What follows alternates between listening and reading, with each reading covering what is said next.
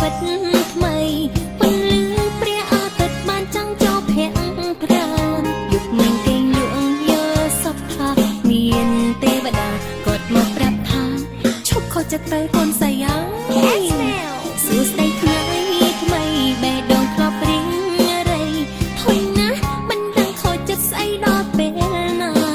ចង់និយាយរឿងឲ្យធូរចិត្តមិនដឹងទៅប្រឹងអ្នកណាទេវតាគាត់ថាស្រែកហើគាត់ទៅឈប់តូចចិត្តនឹងវាសនាខ្លួនឯងគឺ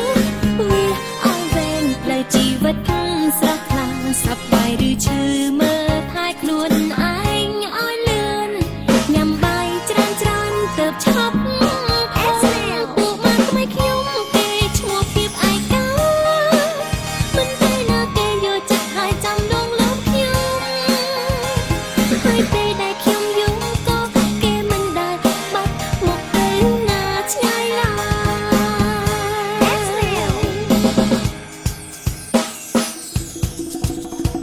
សួស្ដីថ្ងៃថ្មីសួស្ដីជីវិតថ្មី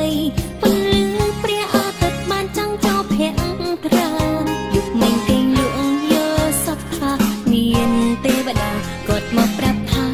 ឈប់ខុសចិត្តទៅកូនស្រីអើយសួស្ដីថ្ងៃថ្មីបេះដូងធ្លាប់ព្រៀងរៃធុញណាស់មិនដឹងខូចចិត្តស្អីដល់ពេលណាចង់និយាយរឿងឲ្យធូរចិត្តមិនដឹងទៅប្រឹងអ្នកណាទេវតាគាត់ថាស្រែកហើគាត់ទៅឈប់តូចចិត្តនឹងវាសនាខ្លួនឯងគឺវាឲ្យវែងផ្លូវជីវិតស្រស់ថ្លាសប្បាយឬឈឺមើលថែខ្លួនឯងឲ្យលឿនញ៉ាំបាយច្រើនទៅឈប់ពួកមកថ្មីខ្ញុំគេឈ្មោះភាពឯកាមិនទេណាគេយកចិត្តឲ្យចាំដងលោកខ្ញុំហើយពេលដែលខ្ញុំយំក៏គេមិនដែលបាត់មកទៅណាឆ្ងាយឡើ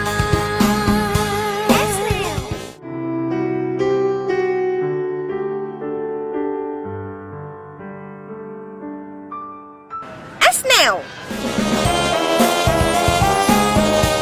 ទេវតាជួយប្រាប់ទីមកថ្ងៃមុនឃើញផ្អែមថែមមួយគ្នាសោះហ្នឹងសួរទេវតាមិនដឹងទៅបើទេវតាបាននេសាទផងហ្នឹងហើយអត់ប្រយោជន៍ទេដែរSnail ឈប់តូចចិត្តនឹងវាសនាខ្លួនឯងគូវាឲ្យវែងផ្លូវជីវិត